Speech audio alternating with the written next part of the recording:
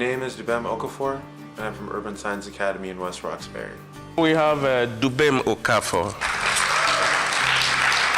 I will invite NT Izuchi to make the presentation, please.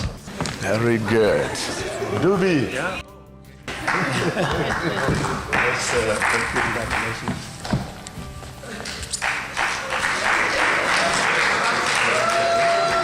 I was really proud about it when I got the award.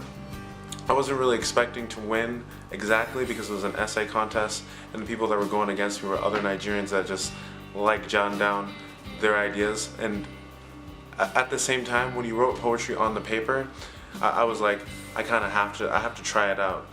But when I got the award, it was kind of like a pride thing, because I've never really submitted poetry like that, and I never thought my poetry would be taken that seriously to win awards and get this interview that I'm on right now. And I think that really inflated my ego a little bit.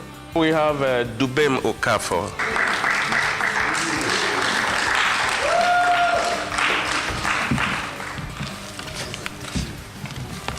How many checks do you have? 2 minutes.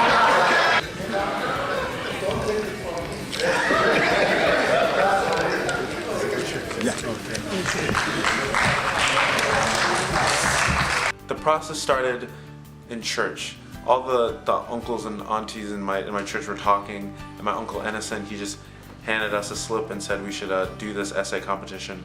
I wasn't really interested because it said an essay, and I didn't really feel like writing essays.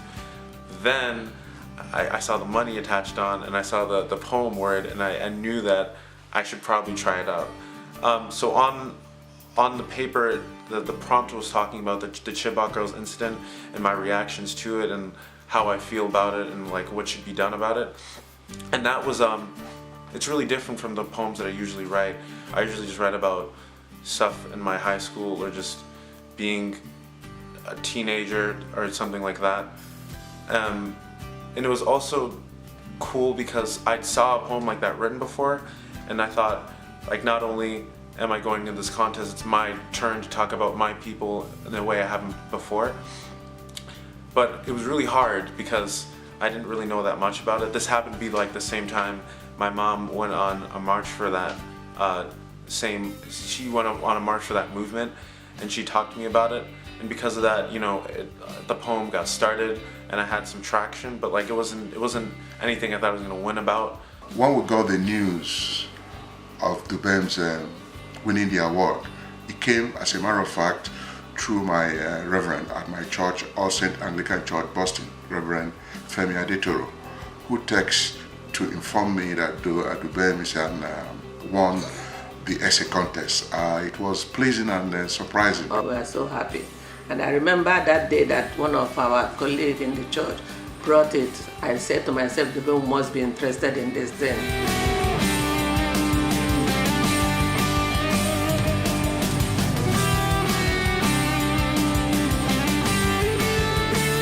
That relationship with my parents has really distilled in me a sense of leadership. Because of that, I've always found myself in the lead role. It kind of started in pre-K and in kindergarten. I was the lead actor for Cab for Sale. I was the guy with the cab selling the hats. Then that went into middle school, and I was running for student government, and I won the president position. And I was really electrified by that. I never thought I could ascend into that plane. But then it got all the more serious when I got into high school. Then I took on a really major role in the poetry club that I joined in.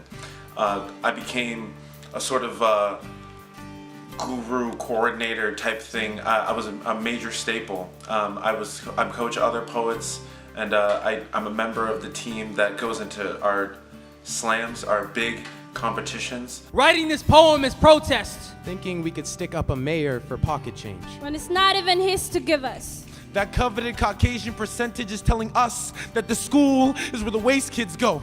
That same 1890 systemic discrimination has given us a new court decision. It's 2016, and it's urban science versus being lucky to even have a voice in the matter. Because the minority kids have learned that they aren't sitting next to enough whites to count. We got a lot of attention from Boston Public Schools itself. Because of that, they're sending a lot of representatives in, and they're starting to plan the funding for schools like mine. Like we're on the school bus and I'm trying to go home. This girl behind me is doing way too much. Her body is too overly exuberant. Her hips keep talking to me. They have a language that mixes beat drops with consonants. Sounds like my mom at Nigerian parties. They wanna keep making me dance with them. No! I wanna tell them they're too annoying, but her music's too loud. The voice just mixing my words too long, too rowdy. Told me I don't belong here. Told me I'm annoying. Annoy? You like pause. Girl's booty keeps bumping into my chair. I always thought poetry was kind of cool, but I never really knew. That's until my poetry club came along, and they partnered up with this organization, Mass Leap, and they brought in their poet, and as soon as I saw him reading, I was infatuated with his words. So much so that as soon as it finished, I knew exactly that I needed to join the poetry club.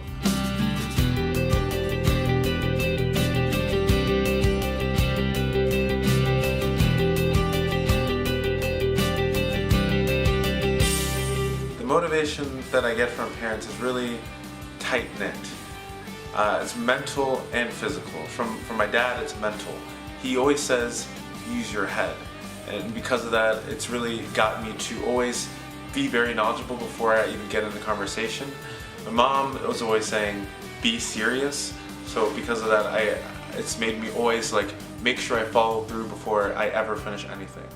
I really appreciate Namsa because I think Namsa is the first time I've seen the Nigerian community really say, hey, I like what you're doing, your hobby is correct, it's not STEM, it's not science, it's not math, it's writing, but I still like it a lot.